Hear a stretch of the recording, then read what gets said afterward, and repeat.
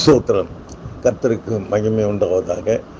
என்னுடைய சாட்சி இந்த 16 வருஷங்களாக நம்முடைய மினிஸ்ட்ரியில் நான் பெற்ற ஆண்டவராகிய இயேசு கிறிஸ்து என்னை நடத்தினதை நான் இன்றைக்கு சாட்சியாக சொல்லுகிறேன்.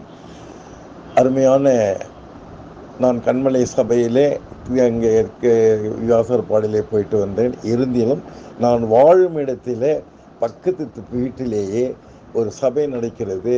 அதற்காக எனக்கு ஒரு மிகுந்த நல்ல சிறப்பான ஒரு வயது குறைந்தவர், ஆனால் விஷயத்திலே கர்த்தருடைய விஷயத்திலேயே எல்லாவற்றிலும் பைபிள் அனுபவங்கள் சாட்சிகள் எல்லாவற்றிலும் நல்ல மிக தேர்ச்சி பெற்று எங்களை பரிசுத்த வாழ்க்கையில் நடத்தி இன்றைக்கு நாங்கள் தேவனை எங்கள் கர்த்தரே தேவனை என்று ஏற்றுக்கொண்டு இன்றைக்கு நாங்கள் அமைதியாகவும் சமாதானமாகவும் இந்த பகுதியில் வாழ்கின்ற பல குடும்பங்களுக்கு மத்தியில் நானும் ஒருவன் என்பதை இதில் சொல்ல நான் கடமைப்பட்டிருக்கிறேன்.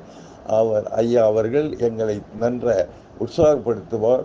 நல்ல குடும்பத்தில் நடத்தக்கூடிய சில விஷயங்களை அவர் ஜபத்திலே அவருக்கு கிடைத்ததை அவர் எதுவாக இருந்தாலும் சரி, நன்மைகள் இருந்தாலும் சரி, நன்மை குறைவாக இருந்தாலும் சரி, இன்றைக்கு இந்த வருஷம் உங்களுக்கு சிலுவை பாரம் இருக்கிறது என்று ஒரு தடவை சொல்லி இருக்கிறார்.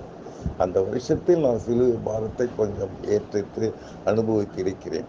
அதே போல கடந்த வருஷத்தில் இந்த நடக்கும் வருஷத்தில் சொன்னால் உன்னுடைய பேத்திக்கு ஒரு நல்ல செய்தி கிடைக்கும் என்று தீர்க்கதரிசனமாக சொன்னார்.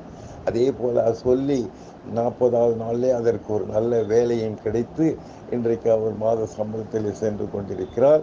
அது மட்டுமல்ல, அவருடைய வாழ்க்கை துணையும் சீக்கிரமாக கிடைக்கும் என்று தீர்க்க தரிசனமாக சொல்லியிருக்கிறார்.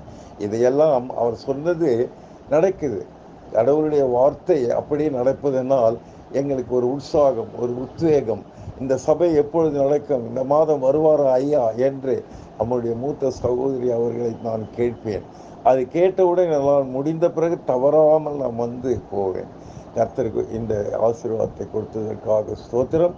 அது மட்டுமில்லை, நாங்கள் இந்த 16 வருஷத்தில் எந்த நல்ல ஒரு வேத வசனத்திலே நாங்கள் கேட்டது அதிகம், படித்தது கம்மியாக இருந்தாலும் கேட்டது அதனுடைய வார்த்தைகள், அதனுடைய சத்திய வார்த்தைகள், சத்தியத்திலே ஊன்றி இருக்கக்கூடிய நல்ல ஒரு ஆழ்ந்த வார்த்தைகளை எல்லாம் கேட்டிருக்கிறோம், சாட்சிகளை கேட்டிருக்கிறோம். அவருடைய அனுபவத்தில் நம்முடைய பாஸ்டரையா அவர் பெற்ற அனுபவம், அதுவும் ஜீசஸ் கால்ஸ் என்ற ஒரு பெரிய தமிழ்நாட்டினுடைய தீர்க்கதரிசி டிஜிஎஸ் அவர்களிடமிருந்து அவர்கள் வந்து அந்த அனுபவத்தையெல்லாம் எங்களுக்கு சொல்லி அடிக்கடி சொல்லுவார். அவரை போலவே பாடுவார், அவரை போலவே நல்ல ஒரு வார்த்தைகளை சொல்லுவார். அப்படிப்பட்ட பாக்கியத்தை எங்களுக்கு கிடைத்ததற்காக ஸ்தோத்திரம்.